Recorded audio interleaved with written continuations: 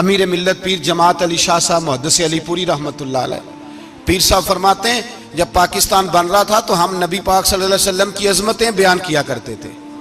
हम कहते थे लोगों पाकिस्तान बनेगा तो उसमें नबी पाक का निज़ाम आएगा, गरीब अमीर का फर्क मिट जाएगा, उसमें कोई बरादरी नहीं होगी, एक बरादरी होगी जिसका नाम मुसलमान होगा, उसमें छोटा बड़ा अमीर गरीब एक ही सफ में खड़े हो गए, महमूद व अयाज, ना कोई बंदा रहा ना कोई बंदा नवाज, ये पाकिस्तान होगा। और कहते हैं हिंदू पंडित तकरीरें करते थे, ओ वहां नबी पाक का निजाम नाफज होगा, माज़अल्लाह हाथ कटेंगे, गर्दनें कटेंगी, बड़ा वो माज़अल्लाह मुखालफत करते थे।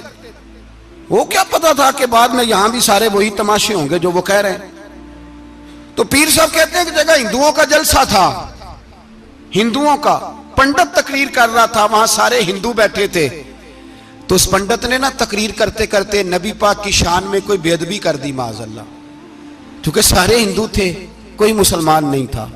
एक मलंग बैठा था दूर, उसने दौरी डंडा पकड़ा हुआ था और कोई अपनी मौज का काम कर रहा था। आपको पता है उनके पास जो डंडा होता है बड़ा रंगीन होता है, को स्पेशल बनाया होता है उन्होंने। तो बैठा था मलंग, मैंने कहा बेहोश भी हो ना, जो बेहोश हो मुसलमान, रसूलुल्लाह का नाम आए तो उसकी भी आंखें खोल जाया करती है, तेरी बंद की बांधी रह गई है, कैसे हो गया? हाथ में डंडा था और वो अपने काम लगा हुआ था। जब उसके कानों में स्पीकर की आवाज आई ना कि नबी पाक के बारे में बात की है, तो डंडा उठाया, पीछे से स्टेज पे चढ़ गया।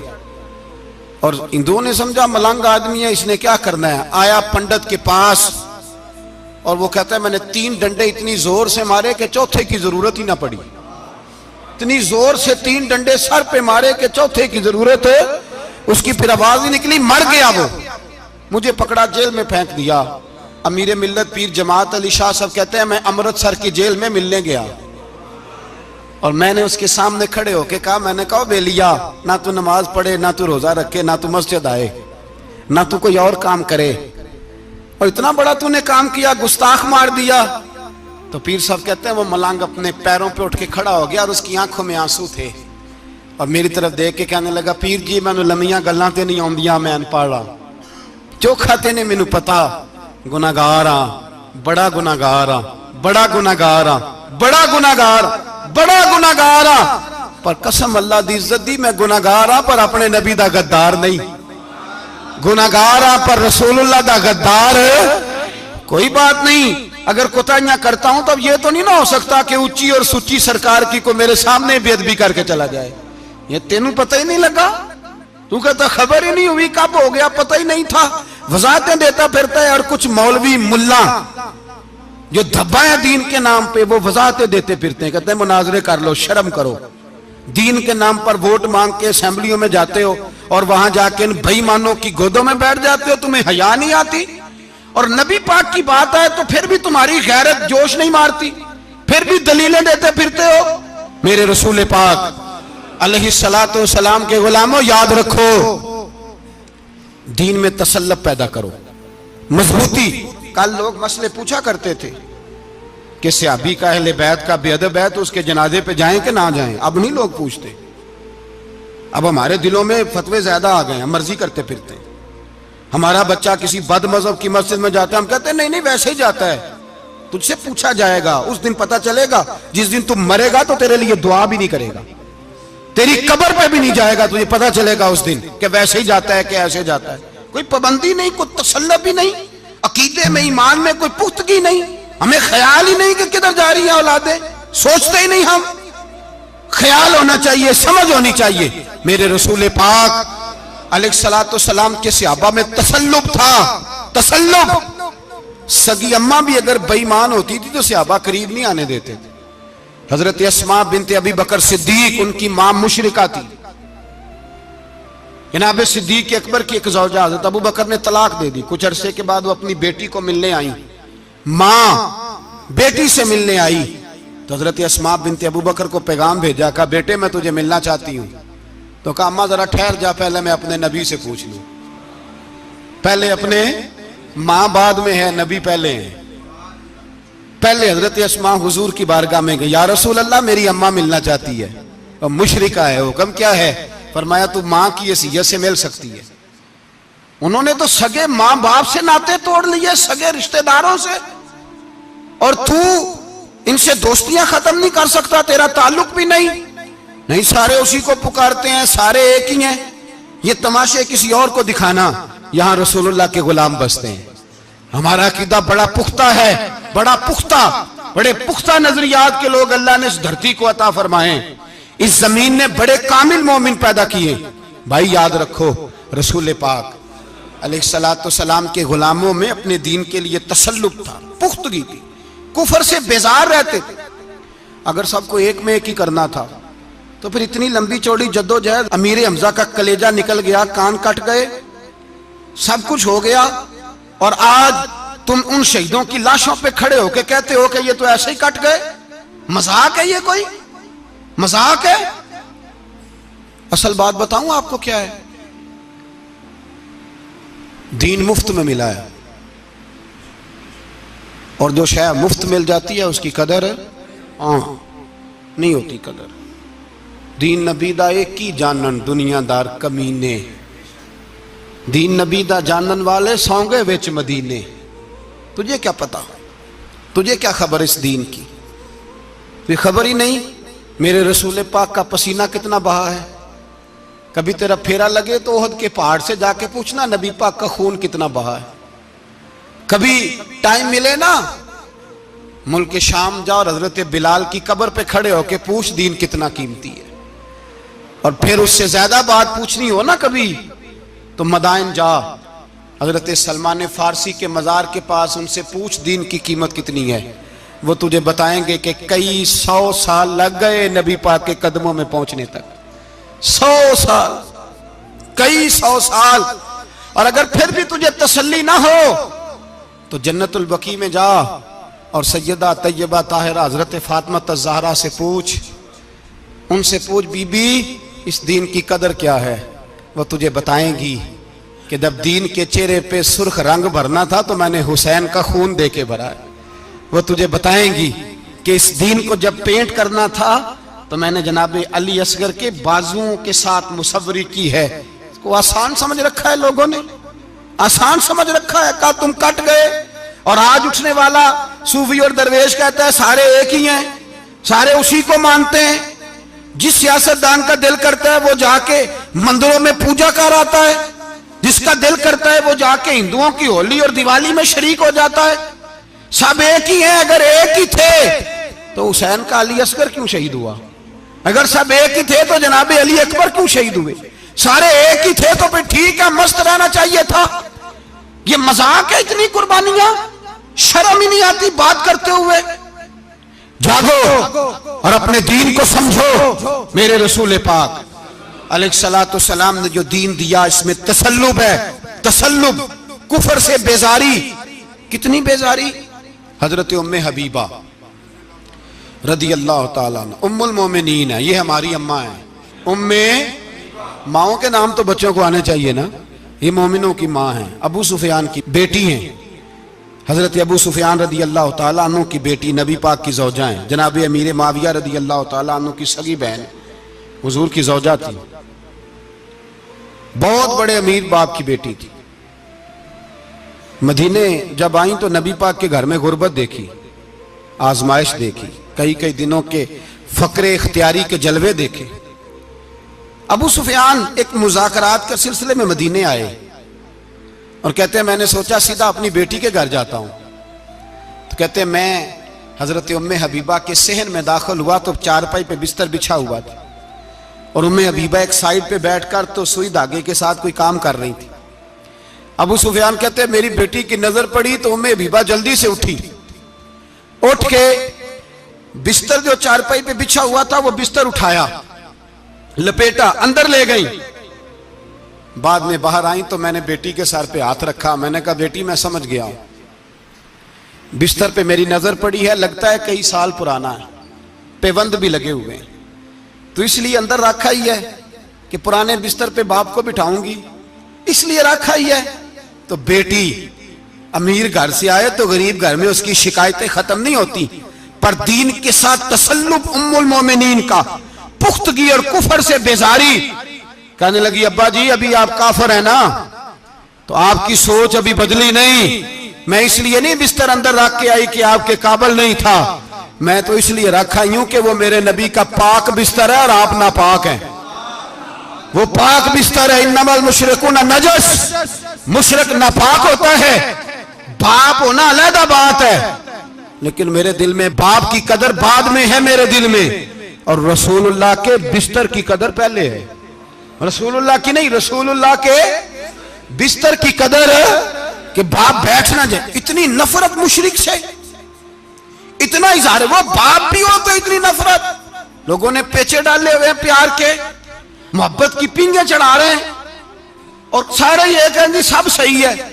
और हमारे दिलों में नरमी, हमारा अपना जवान बाहर जाता है, वो ये नहीं देखता कि मैं जिससे शादी करने लगा हूं नेशनैलिटी ज्यादा जरूरी है कि ईमान, पैसे ज्यादा जरूरी के ईमान, दीन ज्यादा जरूरी के दौलत। अजीब तमाशा है। बेचते फिरते हैं, फार सेल कर दिया मजहब को, तसल्लुब ही नहीं, वो ख्याल ही नहीं, तवज्जो ही नहीं हमारी। मेरे रसूल पाक अलैहिस्सलातु सलाम के सहाबा यूं चट्टान थे दीन के मामले में। अपना प्यारा भी सामने आता था तो काफिर समझ के कत्ल कर देते, इसलिए कि वो समझते थे कौम मजहब से है, मजहब जो नहीं तुम भी नहीं।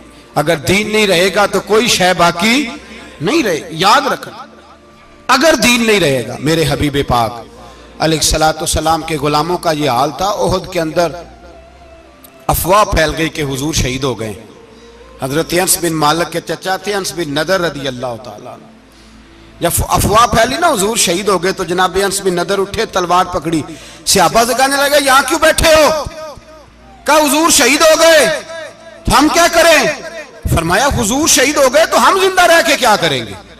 यहां क्यों बैठे हो? हमारा जीना भी मुस्तफा के लिए, मरना भी मुस्तफा के लिए। अगर हुजूर अलैहिस्सलातु सलाम विसाल कर गए तो उठो, उन बेईमानों से लड़ते हैं जिन्होंने मुस्तफा को शहीद किया है, उठो।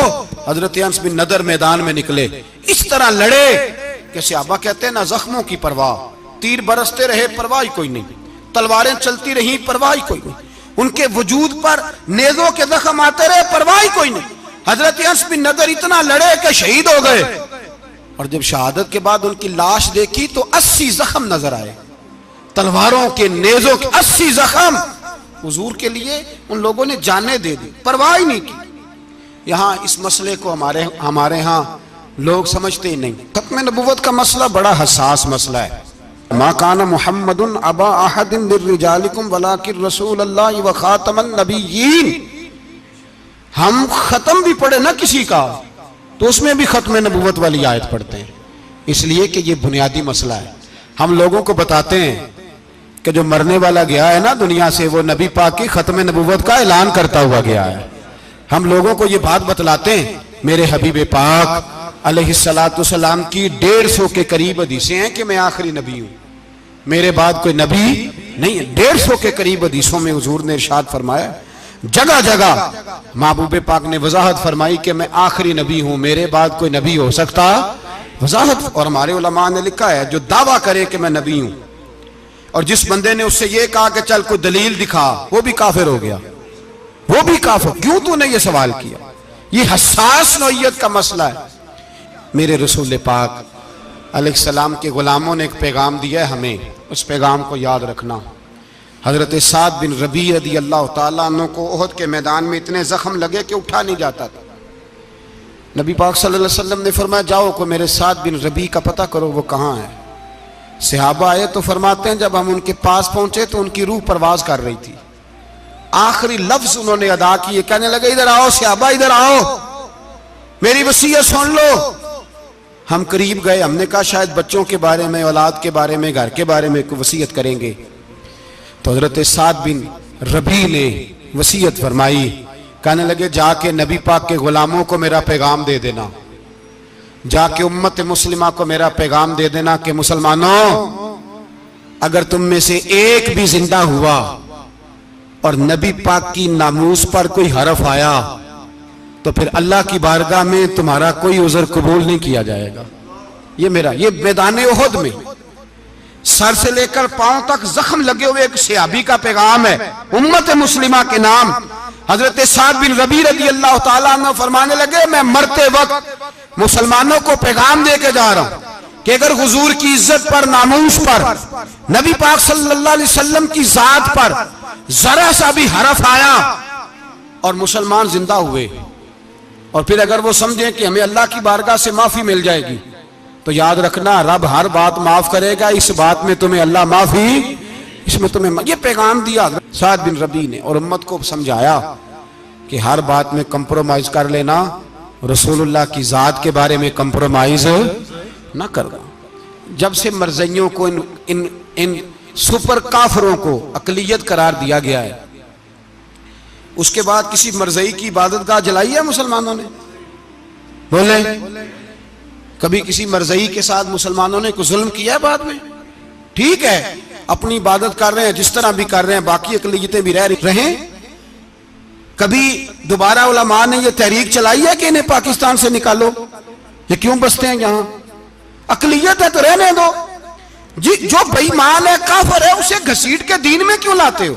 जब वो आना नहीं चाह रहा, उन्होंने उस काने बेईमान को नबी माना हुआ है, वो उसको पैगंबर मानते हैं, कभी जिल्ली नबी मानते हैं, कभी बरूजी नबी मानते हैं, पूरी दुनिया में नेटवर्क बनाया हुआ है, हर जगह ढंढोरा पीटते फिरते हैं। वो कहते हैं खातम नबीजीन का माना यह है कि नबी पाक तो मोहरे लगाने आए हैं, बड़े नबी आ सकते हैं। उनका अकीदा यह है कि मिर्जा मुस्तकिल नबी नहीं था, वो हुजूर का साया बन के आया था। वो माज़अल्लाह जिस नबी का अल्लाह पाक ने ज़ाहिरी हयात में साया नहीं बनाया, ये काना साया बनेगा नबी पाक का? उस बेईमान को वो अपना पेशवा मानते हैं। चलो छोड़ो, जो काफिर को अपना पेशवा माने वो बंदा सही होता है? चलो नबी ना भी माने, पेशवा माने, वो सही होता है? इतने पक्के बेईमानों और काफिरों को तुम लोगों ने गुंजाइश देने के लिए सिर्फ मगरबी ये जो बनाना चाहते हैं ना, ये अपने ऊपर से लेबल उतारना चाहते हैं कि नहीं जी नहीं, हम तो सबको लेके, वो तो कई दफा कह चुके हैं जी सारे उसी को पुकारते हैं ना, सारे उसी को नहीं पुकारते, उसको अगर सही पुकारते हैं तो मुसलमान पुकारते हैं, बाकी उसको सही पुकारते कि झूठ बोलते हैं, मिलावट करते हैं, शिर्क करते हैं, कुफर करते हैं। और अल्लाह की बारगाह में कुफर और शिर्क की कोई माफी, ये दुनिया को बताना चाहते हैं नहीं जी नहीं, हम बड़े नरम हैं, हम बड़े ऐसे हैं। हम कोई नरम नहीं, कोई नरम नहीं, हम नरम हैं, रुहमाओ बैनहुम। लेकिन अगर अकीदों को छेड़ोगे, रसूलुल्लाह की इज्जत और नामूस और खत्म नबूवत को छेड़ोगे, तो इकबाल कहते हैं हम बड़े नरम है, इतने नरम है जैसे रेशम होता है, हो हल्का है, यारा तो बरेशम की तरह नरम, और रिज़्मे हक को बातिल हो तो फौलाद है मोमिन। फिर हम नरम नहीं, फिर हमारे अंदर बड़ी सख्ती है, बड़ी सख्ती। हजरत अबू बकर सिद्दीक सबसे ज्यादा नरम थे, पर खत्म नबूवत का मामला आया तो सबसे ज्यादा सख्त हजरत अबू बकर सिद्दीक साबित हुए, सबसे ज्यादा। हम बड़े सख्त हैं, बड़े सख्त। चेक ना किया करो मुसलमानों के ईमान को, टटोला ना करो। मेरी आपसे भी अपील है कि ऐसे ही को बंदा अगर आपके घर आ जाए ना और आके कहे मैं फलां साहब हूं, तो रोब में ना आया करो, उससे पहले पूछा करो यूं तो सैयद भी हो, मिर्जा भी हो, अफगान भी हो, तुम सभी कुछ हो, बताओ कि मुसलमान भी हो। बस कर दें, अब बस कर दें, उन लोगों के हाथ मजबूत कर दें जो हाथ बढ़ाते हैं तो नबी पाक की खत्म नबूवत पे ही डाल लेते हैं। उनके हाथ मजबूत करने बंद करो, बंद करो उन जालिमों के हाथ मजबूत करने। हुजूर आखिरी नबी हैं, बोलिए नबी पाक, सारे बोलिए हुजूर। हुजूर के बाद जो किसी और को नबी माने वो कल भी काफिर था, आज भी, कयामत तक वो। जो उसके कुफर में शक करे वो भी, जो मिर्ज़ई कादियानी के कुफर में शक करे वो भी काफिर है। मर जाए तो मुसलमानों के उस कब्रिस्तान में उसका दफन होना जायज है, मुसलमान का उसके लिए ताज़ियत करना जायज है, मुसलमान का उसके दिल, उसके हक में नरमी पैदा करना जायज है नहीं, मुसलमान का उस शख्स के बारे में किसी किस्म की गुंजाइश देना जायज है। कल भी काफिर थे, आज भी काफिर है, कयामत तक काफिर रहेंगे। मुसलमान वो रहेगा जो कहेगा कि नबी की हर शान को हम मानते हैं, हुजूर खातमन नबीयीन है, जुबान से इकरार करते हैं और दिल से उस पर ईमान लाते, वो बंदा मुसलमान रहेगा। हम हुकूमतों को समझाते हैं अपनी कब्रें खराब ना करो, अपनी आखिरत तबाह ना करो, ना बस थोड़ा सा वक्त है, तुम्हारे बाप दादा मर गए, उनका नाम भी कोई नहीं लेता, तुम भी दुनिया से जाओगे, खुदारा हम तुम्हें समझाते हैं, हम दर्दमंदाना अपील करते हैं, अपनी आखिरत बचाओ। ये असेंबलियां चंद रोजा, ये हुकूमतें चंद रोजा। उधर जाके देख लो, शदरे में वक्त का बादशाह लेटा है, लेकिन कोई नहीं जाता। बादशाह था, उठता था तो दुनिया उठती थी, बैठता था तो दुनिया बैठ जाती थी। आज हमारे बहुत सारे नौजवानों को पता नहीं कि उस किसी बादशाह की कब्र भी है। बहुत बड़ा मकबरा बना, बड़ी सैरगाह बनी है, पर कोई जाता नहीं। चंद कदम रावी क्रॉस करके देख लो, दाता अली अजमेरी लेटे हुए। एक दिन के लिए भी छोटी सी असेंबली के मेंबर भी नहीं बने। मीरा ना अमीरा दे दीवे बलदे नहीं, सदा फकीरा दे। ना वो वाली हुकूमत करो इसके बाद तुम्हारी फातिहा भी कोई ना पढ़े। और जा जाके देख ले, दाता साहब की कब्र के चारों जानब फटियां लगी हुई हैं। सारा दिन सारी रात अल्लाह का कुरान पढ़ा जाता है, दिन रात वहां दुरूद पढ़े जाते हैं, उनको इसाले सवाब किया जाता है। ये वाली जिंदगी जी, वापस आ जा, ना अपनी आखिरत खराब कर, भज जा, वक्त की हुक्मरान लौट आ, रसूलुल्लाह के कदमों में बैठो, ऐलान करो, बगावत करो नबी पाक के दुश्मनों के खिलाफ, और हुजूर के सच्चे गुलाम बन के जियो। अगर सच्चे गुलाम बनोगे तो हजरत उमर बिन अब्दुल अजीज की तरह तुम्हारे तज़किरे मिंबरों पे रहेंगे, और अगर गद्दारी करोगे, गद्दारी, तो यजीद की तरह तुम्हारी अपनी औलादें भी तुम्हारा नाम नहीं लेंगी, अपनी औलादें भी तुम्हारे तज़किरे छोड़ जाएंगी। याद रखना, अल्लाह की लाठी बड़ी बेआवाज है। कुल्लु मन अलैहा फान, फना कर देता है हर चीज को। दुआ है अल्लाह हमें समझने की तौफीक अता फरमाए।